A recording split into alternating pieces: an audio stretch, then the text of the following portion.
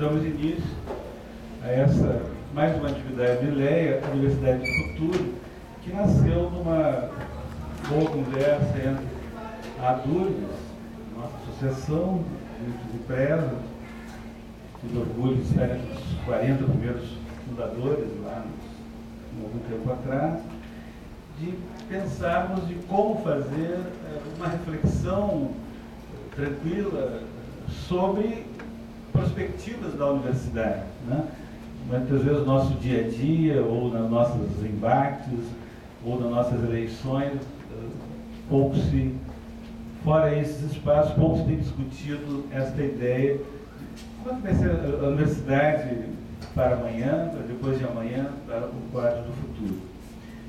Essa iniciativa, eu queria muito agradecer à Durgues, se insere nessa nova agenda do Instituto Latino-Americano de Estudos Avançados.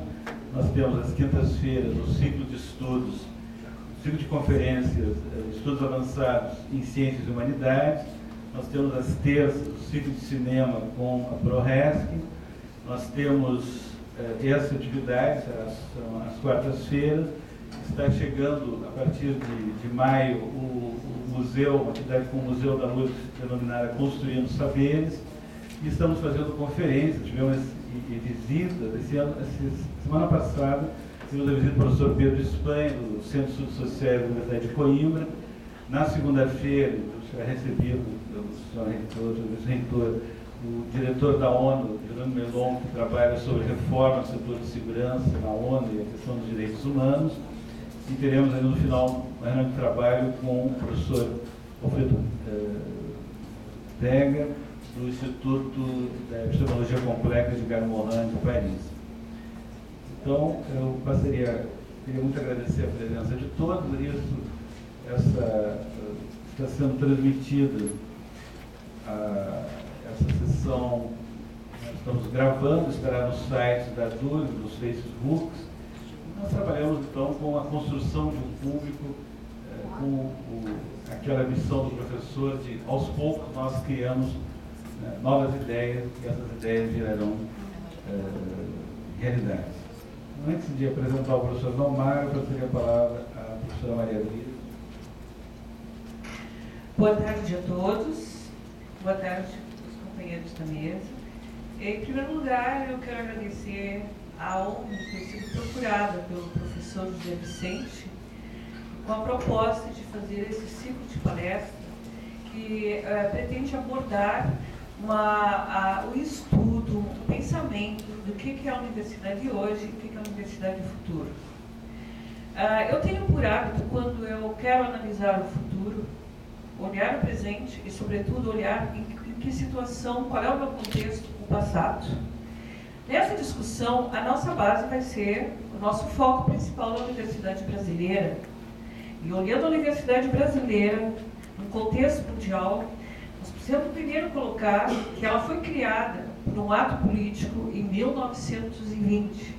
Mas, de fato, a universidade brasileira começou apenas a funcionar em 1935.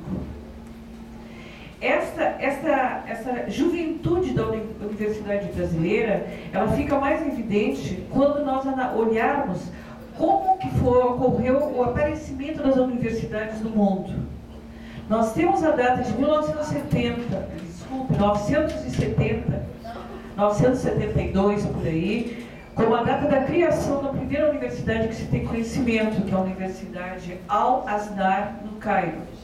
Ela foi criada numa situação política cuja finalidade principal era o estudo do Alcorão.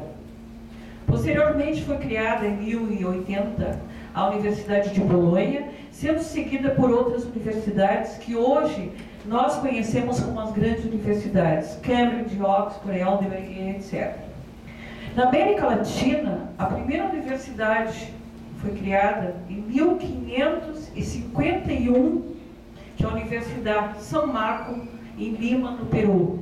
E ela foi criada por religiosos católicos com a finalidade de estudo religioso, o estudo católico. Vejam vocês que quando nós vamos analisar a nossa situação, nós temos que ver o nosso contexto, a nossa realidade. Nós estamos agora num grande avanço tecnológico. A nossa universidade tem quantos anos? Considerando uma média de 1920 a 1935, nós chegamos a 100 anos. Nós estamos com 70, 80 anos. Essa universidade, nós estamos comparando com as grandes universidades do mundo que foram fundadas em plena Idade Média. Isto deve nos fortalecer, nos dar ânimo de ver o quanto nós avançamos e o quanto nós temos e o quanto nós podemos avançar dentro da nossa realidade. A nossa realidade de uma sociedade miscigenada, onde nós temos várias raças, várias procedências aqui, e nós temos uma história que começou basicamente em 1908, com a chegada da família real no Brasil e com a criação do primeiro ensino superior, que ocorreu na Bahia, onde hoje nós temos a honra de receber um professor que vai nos mostrar o que a Bahia agora está fazendo 205 anos depois. Muito obrigada. Obrigado. Eu passei a palavra para o Sr. Cláudio Scherer, vice-presidente, que já foi várias vezes presidente da DURA. Vicente me pegou. Alô? Zé Vicente me pegou de surpresa, eu não tinha me avisado que ia me dar a palavra, mas eu quero aproveitar a oportunidade para dizer que a DURCS se sente não apenas honrada, mas se sente muito à vontade em copatrocinar esse ciclo de debates, e especialmente porque o diretor do ILEA, né, que está sediando o ciclo de debates, é um ex-presidente nosso. Então nós estamos absolutamente em casa e nós cremos que esse tema da Universidade do Futuro, ele poderá gerar muitos frutos, porque nós estaremos nos próximos anos discutindo a evolução da universidade. Então, esse é o nosso ciclo de palestra, e começando com o professor Naumar, uma pessoa de grande experiência na área de planejamento de universidade, né? Ele é o autor do projeto Nova Universidade, que acabou evoluindo para o Reúne, né? Então, experiência não lhe falta e nós estamos ansiosos para ouvi-lo. E com isso eu encerro essa minha pequena manifestação, porque nós queremos mesmo ouvir o professor Naumar.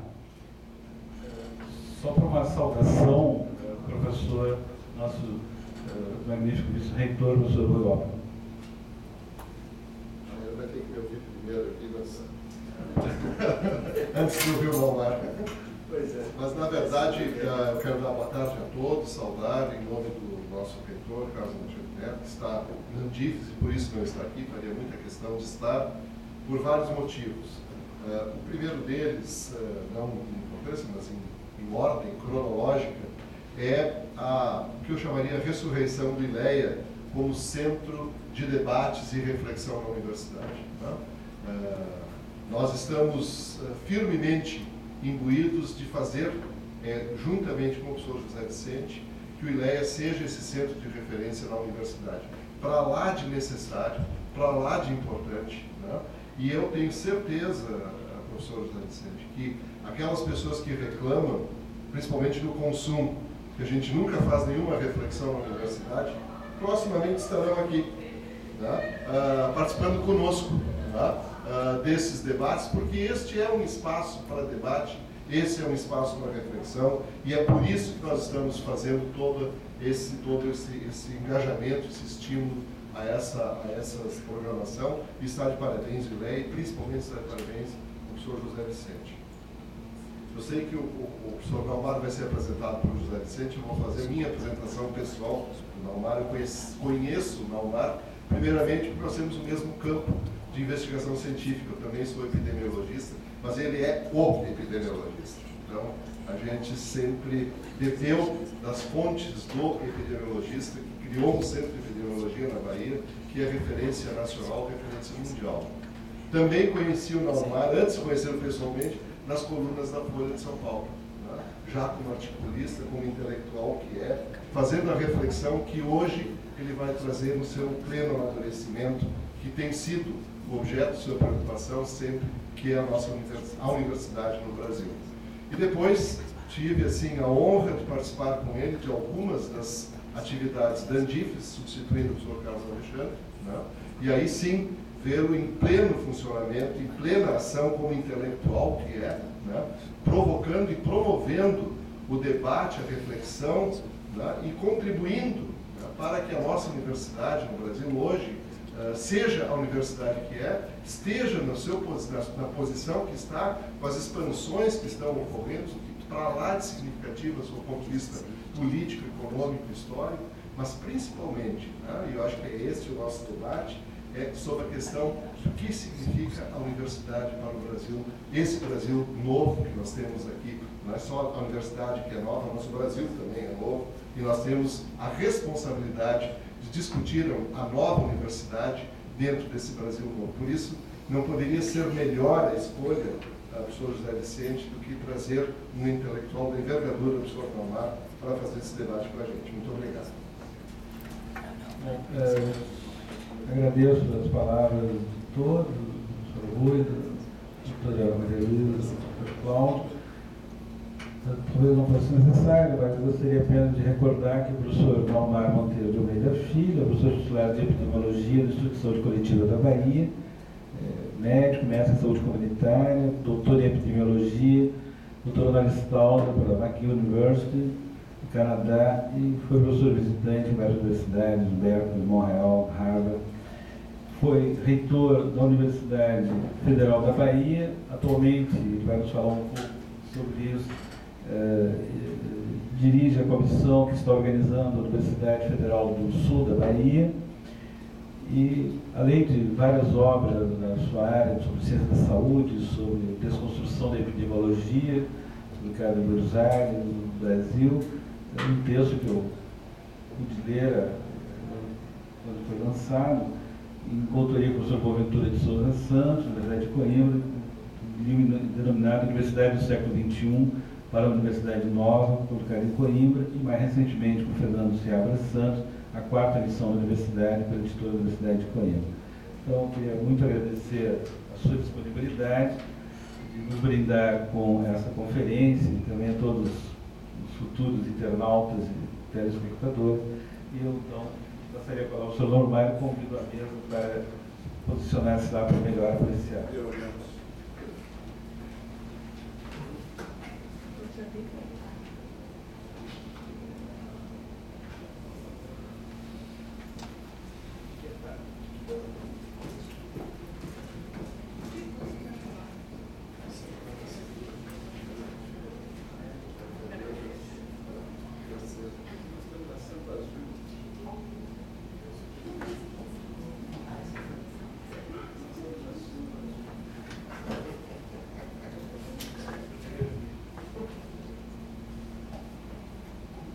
Bom, primeiro eu queria agradecer o convite, é realmente uma honra, e quando o Zé Vicente me contatou, eu antevi uma possibilidade, uma oportunidade de reencontrar muitos amigos que no período mais anterior e mais recentemente me fizeram apreciar muito a hospitalidade, mas também esse carinho que vocês têm comigo.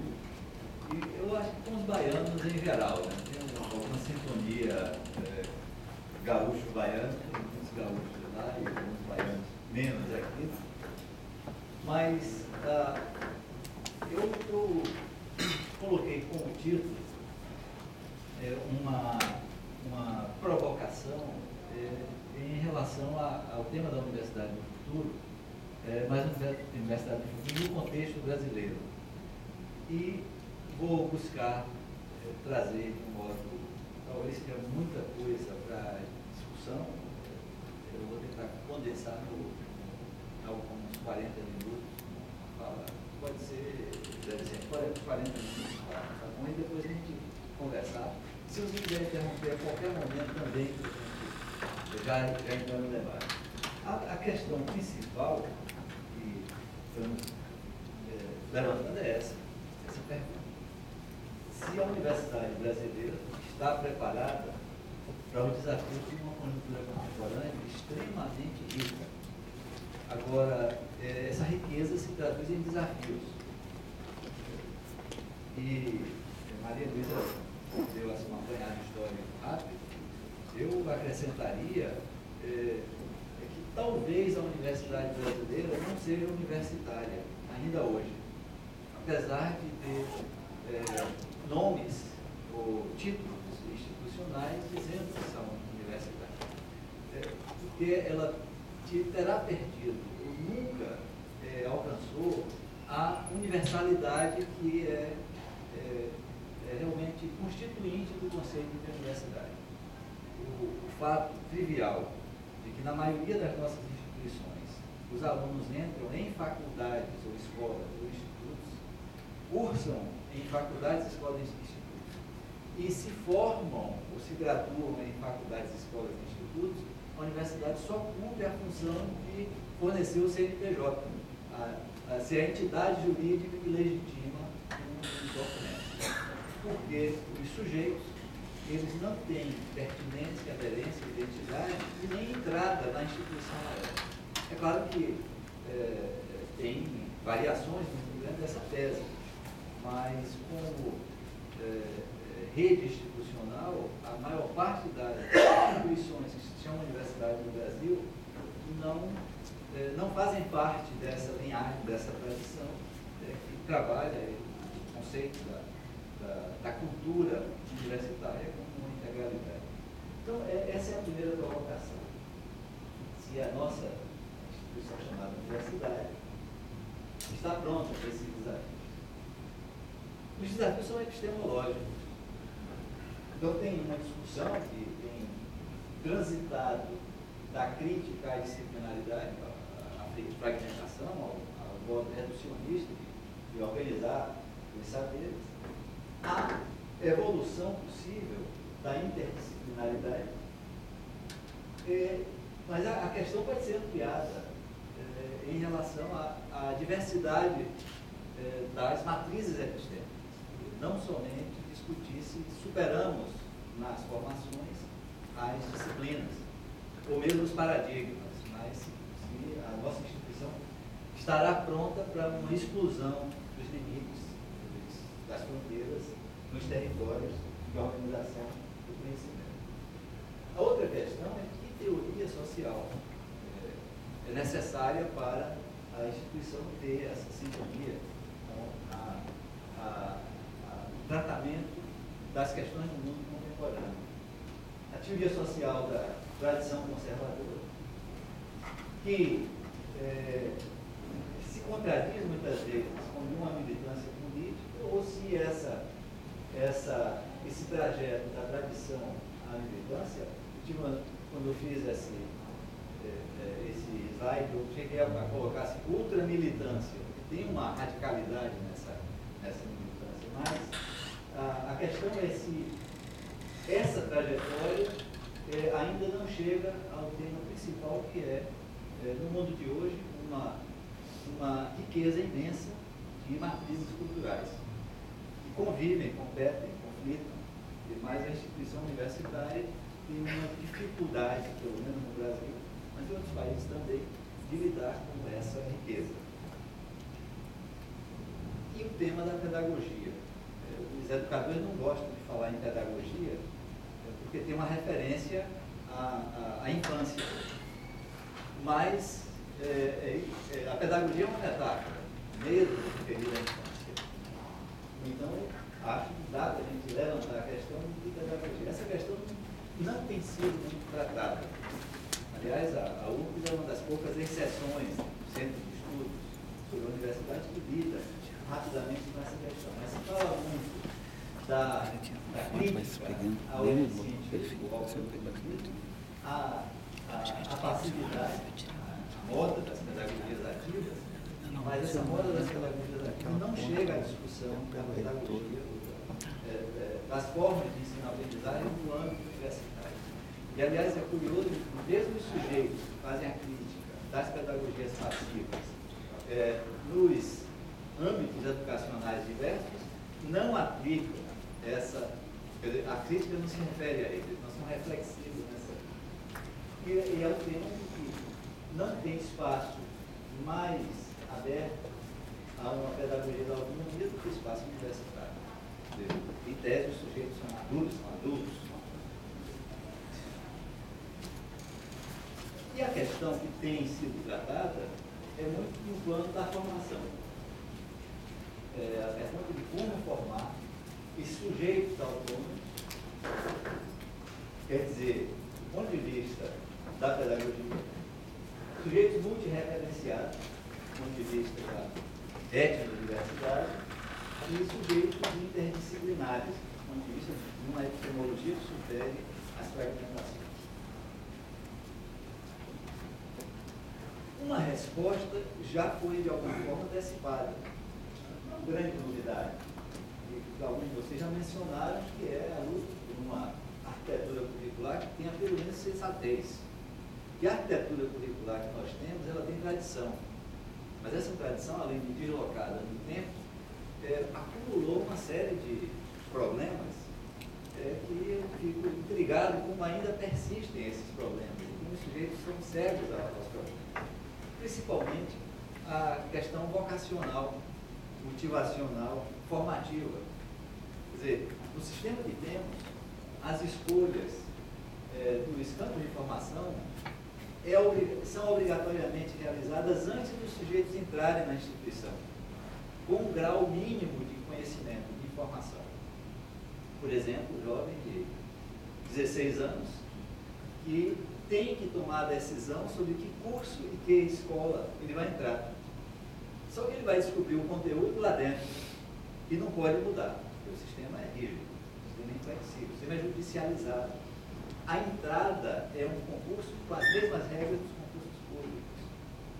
Então, essa arquitetura curricular, com base em ciclo de formação, no mundo inteiro já tem 100 anos de história em um país, ou em um contexto, tem algo como 50 anos de história em outro, e já se generaliza. A gente pode fazer um mapa do mundo, um mapa do mundo universitário no planeta. Eu posso dizer que a totalidade dos contextos universitários maduros usa regime de ciclos. E nós usamos o regime linear de formação cumulativo e direto na formação. O regime de ciclos no Brasil foi implantado em 1935, nas duas primeiras universidades que mereceram o nome na sua inauguração, mas que, em função da reação, não só política, mas também institucional, recuaram. A USP iniciou com uma entrada única através da Faculdade de Filosofia, Ciências e Letras. A Universidade do Distrito Federal, implantada por Anísio Teixeira, também, e os alunos tinham essa entrada num ciclo de formação humanística. Agora, é claro que as faculdades que constituíram os eixos institucionais em ambas,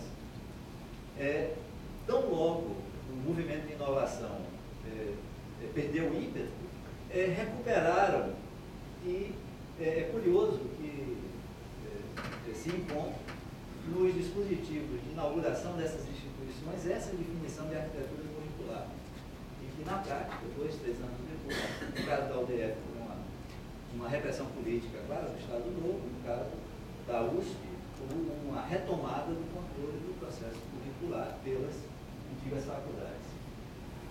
A UNB, implantada em 61 e reprimida pelo golpe militar em 65, também incorporou esse regime de ciclos. E depois houve recursos sucessivos, o sistema linear prevaleceu. No Reúne, várias universidades introduziram o regime de ciclos. Eu vinha conversando Maria Luísa no caminho, já são muitas universidades públicas, todas elas que têm experimentos em regime de ciclo. O aluno entra numa formação geral, bacharelado interdisciplinar. Em segundo ciclo, a formação profissional específica, o acadêmico, e em terceiro ciclo, a pós-graduação. É muito parecido com o college, o sistema do college, no contexto norte-americano, e muito parecido estruturalmente com o chamado processo de Bolonha, que implanta o bacharelado, no caso de Bolonha 3 anos, no caso do college 4 anos. O bacharelado interdisciplinar implantado no Brasil dura 3 anos e oferece graduação em grandes áreas. Então, o aluno entra em uma dessas áreas. E depois é que concluído o bacharelado, para passar no segundo ciclo, faz a opção específica. Essas são as universidades que, em 2012, já implantaram regime de ciclos. A Federal do ABC é a única que é exclusivamente regime de ciclos. O aluno não entra em cursos profissionais diretamente.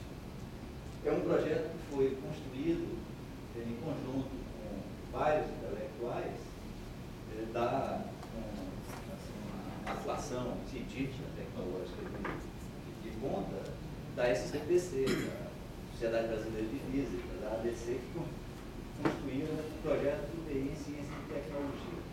E, posteriormente, passado, implantou-se o de Ciências e Humanidades. A Federal da Bahia, como reúne, implantou os 4 bacharelados. E essas outras instituições, a maioria federais, mas tem 2 estaduais paulistas que têm regime de ciclos como algo muito pequeno.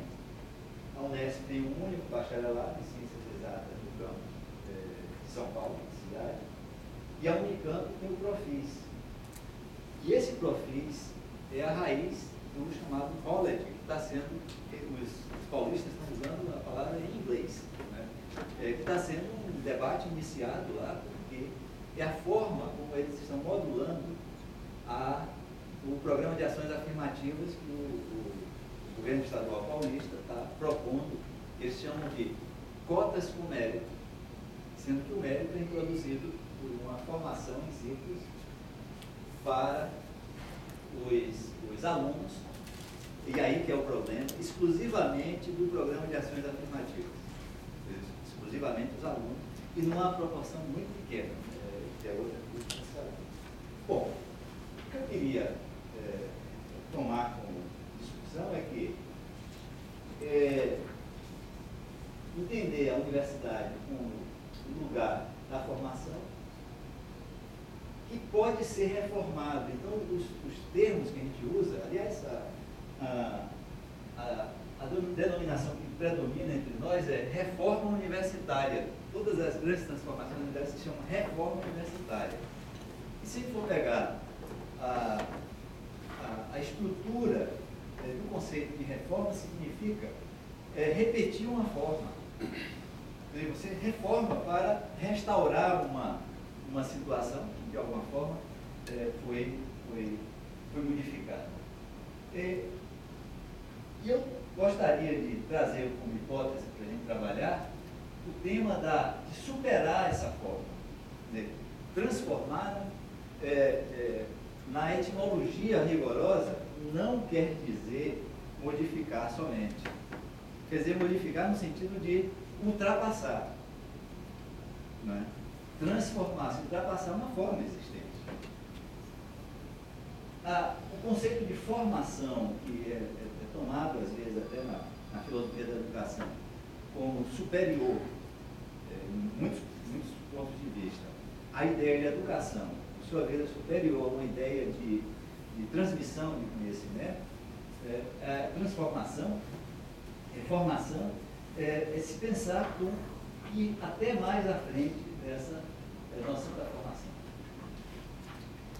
E aí, retomamos as questões de como transformar, quer dizer, formar sujeitos capazes dessa superação do ponto de vista de um aporte crítico aos modos de fazer. Porque as universidades, elas terminam concentrando em treinar sujeitos sobre como fazer coisas, como realizar. E essa capacidade de realização pode ser num sentido muito restrito, pequeno, como uma habilidade profissional, quanto num sentido até mais amplo, de uma capacidade de produzir conhecimento, mas a superação de aplicação dessas técnicas nos indica um perfil distinto do técnico, sim do metatécnico, do que é capaz de pensar em termos da crítica ao que se faz. Outro desafio é como formar, superando, sujeitos capazes de mudar sempre. O modelo como a nossa instituição se organiza é um modelo muito conservador para ela, mas também transmissor do valor da conservação.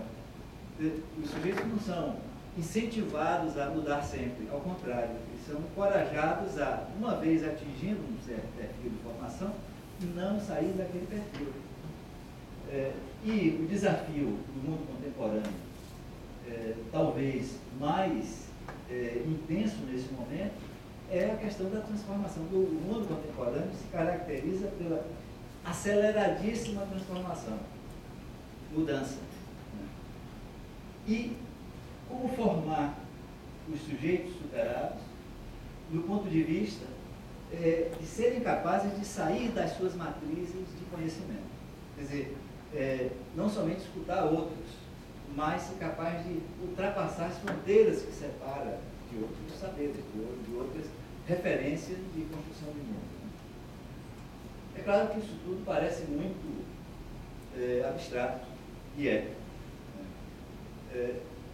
e a gente tem que trazer essas questões para um grau de completude, para formular uma série de proposições que vão dizer respeito a isso que a gente pode chamar da Universidade do Futuro. É uma universidade que, isso já é descrito pelos sociólogos da educação que lidam com a universidade nesse momento, é cada vez mais massificada. A Torre de Marfim não é mais paradigma de instituição universitária em lugar nenhum do mundo. Ao contrário, os modos de inclusão de sujeitos que antes podiam ter uma vida produtiva, plena, sem a educação superior, mas na realidade, no mundo contemporâneo, isso está se tomando como passou essa fase. Essa inclusão social, nós sempre traduzimos nas discussões existentes quase como antagônica à questão da competência, ou da excelência, ou da qualidade. Quer dizer, como se necessariamente ampliar e incluir fosse reduzir qualidade do processo de formação. Outro tema que se agrega é a questão da tecnologia. É claro que tem uma geração que usa tecnologia de informação e comunicação apenas como um instrumento para fazer as coisas antigas. Mas tem toda uma geração que já está predominando no mundo desenvolvido, onde o uso das tecnologias de informação e comunicação é corriqueiro, é trivial. É claro que ainda não predomina nas universidades isso. Nós temos gerações ainda muito ativas de sujeitos que se formaram num mundo onde esse traço específico não era predominante. Agora notem que massificação e inclusão, além de não ser contraditório com o uso intensivo de tecnologia, é viabilizado pelo uso intensivo de tecnologia. E isso é um pouco uma argumentação que eu vou buscar desenvolver nessa conversa.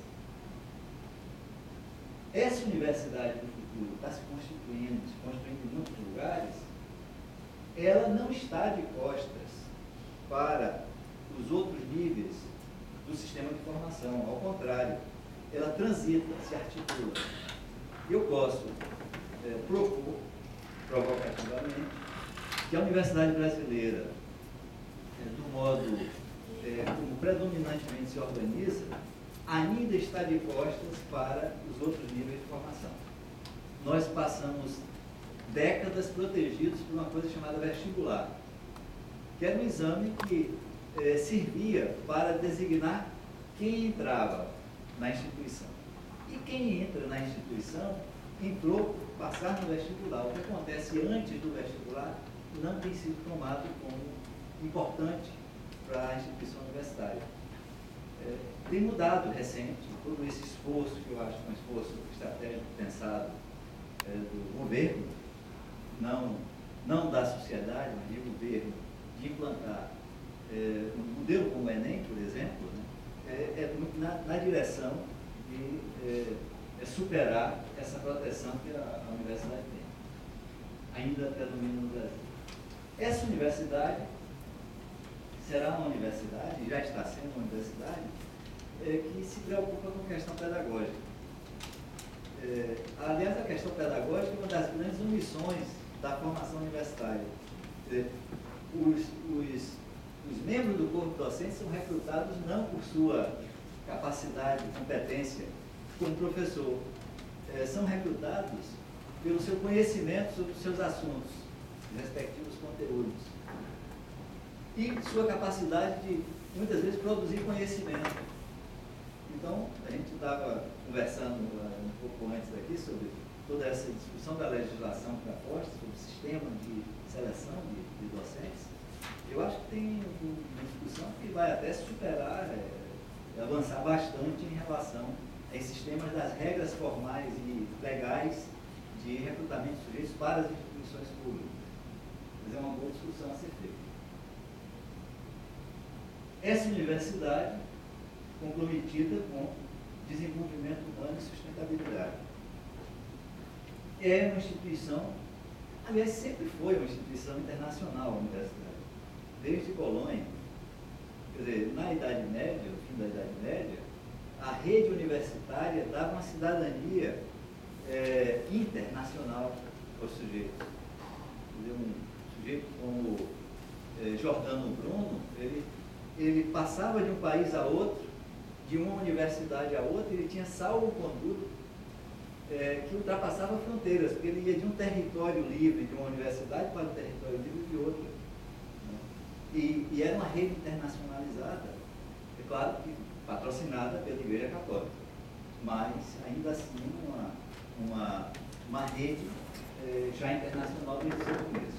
E o curioso é que a Universidade Brasileira se organiza e rapidamente, por uma série de processos, né, ela se constitui de um modo provinciano, quer dizer, construindo referências internas e pouco internacionalizada. E chegou, muitos anos, nós passamos com uma repressão e um incentivo à formação internacional, inclusive não concedendo bolsas de estudos, porque se dizia, não, o Brasil já tem a capacidade de fazer isso, o que foi um equívoco, na minha opinião, tão grande quanto a reserva de mercado da informática. E fez com que a gente criasse soluções que elas só são efetivas entre nós. Né? E eu acho que a Universidade Brasileira também criou soluções que só existem no Brasil. Um certo complexo de jabuticaba, se vocês me permitem, né? Só tem no Brasil. Né? E por último, mas não de menor importância, essa universidade tem que ter a excelência acadêmica.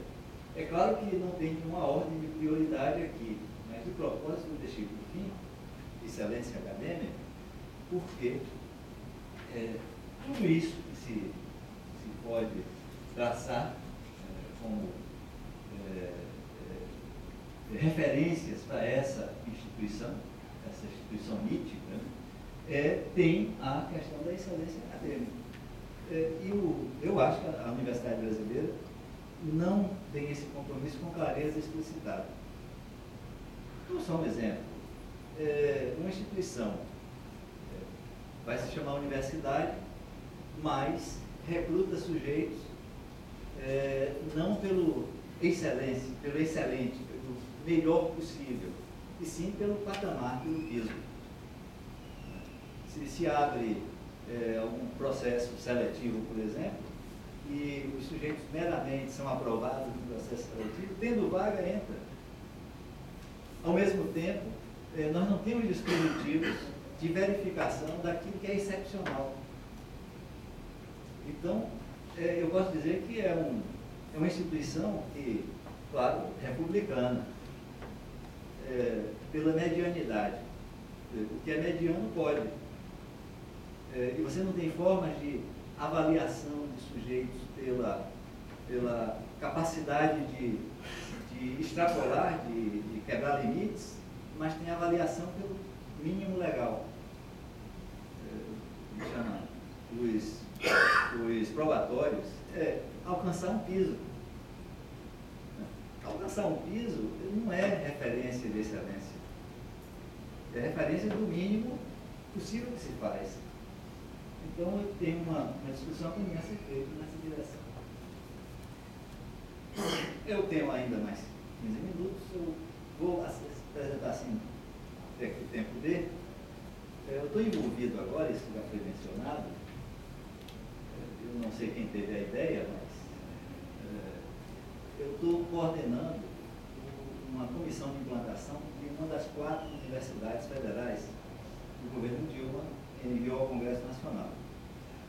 As 4 são Sul do Pará, desmembramento da Federal do Pará, do campo interior.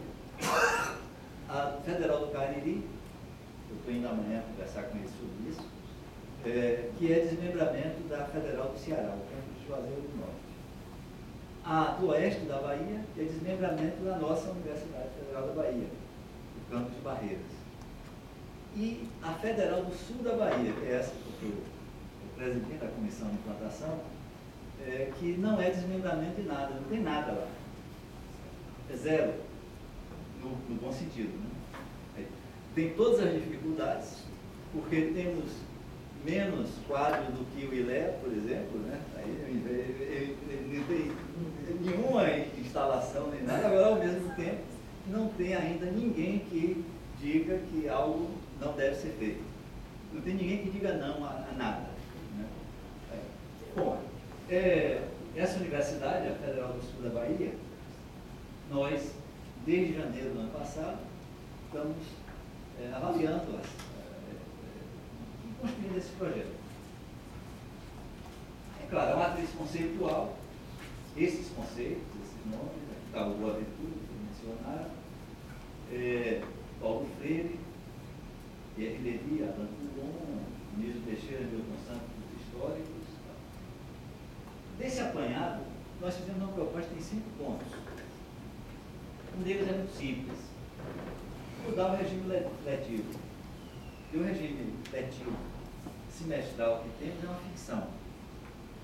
São semestres que duram 3 meses e meio. 2 semestres de 3 meses e meio dá 7 meses. É claro que tem férias e etc. E, tal, e tem uma rotatividade espontânea e implícita, mas não regulamentada. E é um equipamento público nas instituições federais e estaduais, é equipamento público onde uma proporção grande do seu tempo não é usado. E antes do REUNE, o uso no período noturno era mínimo. Então, o REUNE aumentou um pouco. Minha universidade, por exemplo, a Federal da Bahia, a gente tinha um curso noturno, 20 vagas por ano. Com o REUNE, temos 31 cursos noturnos e 3.000 vagas por ano. Isso em coisa de 5 anos. E é claro que tem pessoas que se queixam agora que tem dificuldade de estacionar à noite no campus. Porque o campus antes era ótimo, porque não tinha ninguém. Agora, o pessoal se queixa que tem gente mais de noite. Mas esse é um outro tema de conversa. O outro ponto da proposta é começar com o modelo de ciclo de formação. Entrada exclusiva pelo ciclo de formação. de um modo mais modular e flexível, que eu vou mostrar a vocês, com a cobertura territorial o mais capilar possível. E uma estrutura organizacional super leve, e fazendo algo que eu não vou ter tempo de conversar mais, não sei se vocês queiram entender melhor, fazendo uma distinção mais clara entre o que é gestão acadêmica e o que é gestão administrativa. Porque uma diferença de quem fez formação fora e trabalha no Brasil é como, no Brasil, o operador acadêmico é operador administrativo até mais do que acadêmico. E muita da sua energia, criatividade, paciência e competência é gasto em um cotidiano que não precisaria estar se preocupando em administrar. Quando a gente vai ou interage com outras instituições no resto do mundo, a gente vê claramente que os micropoderes que interessam ao corpo docente não são sequer semelhantes aos micropoderes que usamos aqui no nosso cotidiano. Então, essa estrutura organizacional é super importante. E só para mostrar a vocês que quando rebatemos a proposta de colocar 3 unidades curriculares no ano, sobraram 2 semanas entre cada uma, e 6 semanas, os 45 dias regulamentares das férias, ainda coube, mesmo colocando 3 períodos letivos, de 72 dias.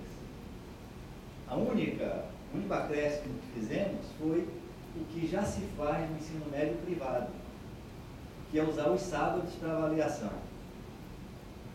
A única coisa que foi feita, coube ou cabe em todas as universidades na América do Norte que usam o regime de quartas, ou na Europa. E não são poucas, são muitas.